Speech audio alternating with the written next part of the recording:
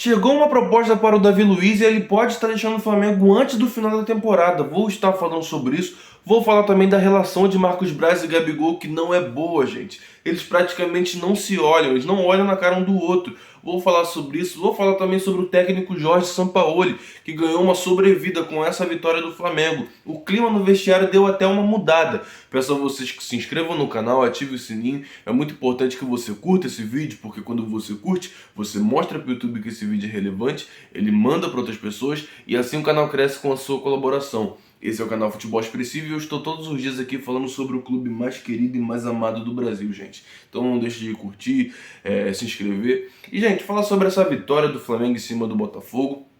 Gente, foi uma vitória muito importante porque o clima do Flamengo, o clima dentro do vestiário do Flamengo mudou. Os jogadores ficaram mais alegres, mais felizes, eles sentiram ali uma união, conseguiram se unir novamente para poder conseguir um placar, conseguir ali um resultado. E se isso acontecer mais vezes, o Flamengo tem chance de ganhar a Copa do Brasil e tem chance de ganhar o Campeonato Brasileiro, porque o Campeonato Brasileiro ainda não acabou. Então o Flamengo precisa se unir, gente. E essa vitória do Flamengo deu uma sobrevida para o Sampaoli, que ele estava na berlinda. O cara ia cair. Se ele perdesse para o Botafogo, ia ficar insustentável a situação dele, provavelmente ele ia cair para não deixar a Copa do Brasil em risco. Mas conseguiu esse resultado, a gente viu que o Flamengo não jogou aquele futebol brilhante, mas tendo a individualidade dos seus jogadores, principalmente do Bruno Henrique, deu o placar para o Flamengo. E eu fiquei muito feliz de ver esse jogo, porque não foi só o Bruno Henrique que jogou bem. Outros jogadores também se mobilizaram para essa partida e conseguiram entregar mais do que estavam entregando. Então isso foi muito interessante. O Flamengo diminuiu a vantagem do Botafogo, diminuiu ali a distância. Para o Palmeiras também e para o Grêmio. E para o Palmeiras e para o Grêmio tá tranquilo porque o Flamengo depende só de si. Ou seja, o Flamengo vai ter jogos para disputar contra eles, vai jogar contra eles novamente. Depende do tropeço deles, claro, isso vai ajudar bastante, mas também depende mais de si em relação a esses dois. Já em relação ao Botafogo, tem que torcer para o Botafogo dar uma tropeçada legal para a gente conseguir avançar e conseguir chegar na parte de cima da tabela e se manter lá e talvez ser campeão desse Campeonato Brasileiro. Eu ainda acredito, não vou negar, eu quero muito que o Flamengo seja campeão desse campeonato. O Palmeiras tropeçou, o Palmeiras empatou contra o Corinthians. E se continuar tropeçando e a gente continuar avançando, a gente vai conseguir se manter mais em cima. Gente, eu fiquei muito feliz com essa vitória, muito feliz mesmo, porque há muito tempo eu não vi o Flamengo correndo, se entregando, marcando bastante, armando jogada, e eu gostei da atuação do Flamengo contra o Botafogo. Falar da relação entre Marcos Braz e Gabigol, a relação entre eles praticamente não existe. O Gabigol até ameaça deixar o Flamengo, não renovar com o Flamengo por conta dessa treta com o Marcos Braz, por ele não estar jogando bem, por ter perdido espaço. A gente sabe que o Gabigol, ele quando não tem a oportunidade de jogar, quando ele está ali no banco ou alguma coisa, ele faz questão de mostrar que está descontente e acaba querendo sair do Flamengo, dizendo que não vai continuar. Já teve outras vezes que o Gabigol fez isso. Mas em relação a eles dois, Marcos Braz e Gabigol, gente, eles passam um pelo outro, fingem que nem existe. Eles simplesmente passam. Antigamente tinha uma relação de vice-presidente para jogador e também uma relação paternalista, dele chegar, conversar, mas depois daquela confusão, principalmente depois daqueles vazamentos que a ESPN fez, que ela trouxe, sobre detalhes da discussão, eles não se falam mais. Vocês viram na transmissão que passou aqui, eles simplesmente passaram um pelo outro e não olharam na cara do outro. Gente, isso é ruim. Isso é ruim porque a gente está precisando agora de união. Eu sei que o Marcos Braz ele vacila muito, o Gabigol também em alguns momentos. O Gabigol faz escolhas erradas, principalmente por conta da festa. Mas, gente, vocês são homens. Sentem e conversem.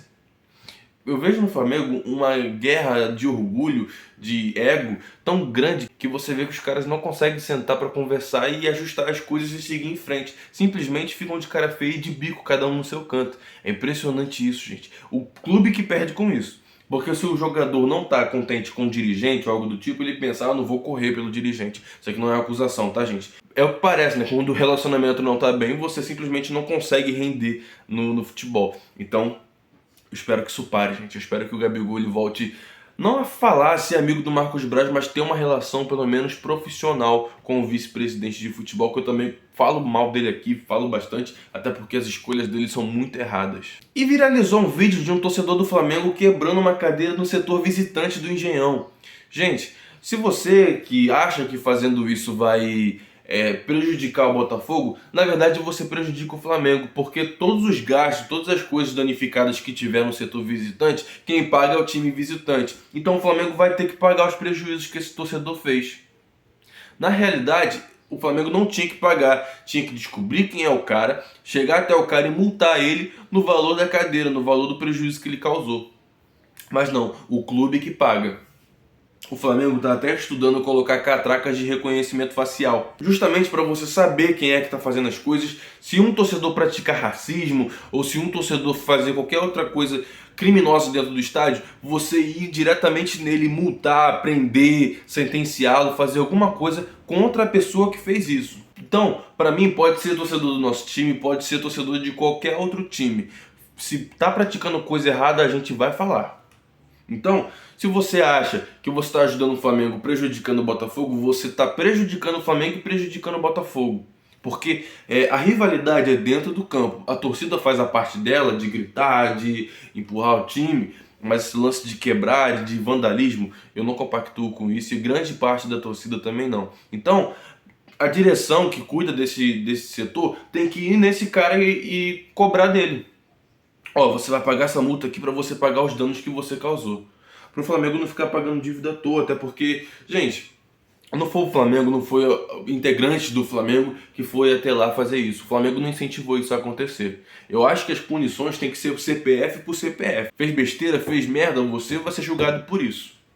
Não é o clube, porque o clube não tá mandando ninguém ir lá e fazer besteira não. Essa é a minha opinião sobre isso. Comente aqui embaixo também o que você acha sobre isso. Gente, vandalismo não. Eu nunca vou apoiar isso. Independente de eu ter rivalidade com o Botafogo, rivalidade com o Vasco, rivalidade com qualquer outro time. A briga mesmo é dentro das 4 linhas. E nem é briga, é rivalidade esportiva. E falar sobre proposta pro Davi Luiz, gente. Chegou uma proposta do Besiktas para o jogador, lembrando que a janela deles ainda está aberta, então jogadores que estão no Flamengo ou em qualquer outra parte do mundo podem sair, podem serem negociados.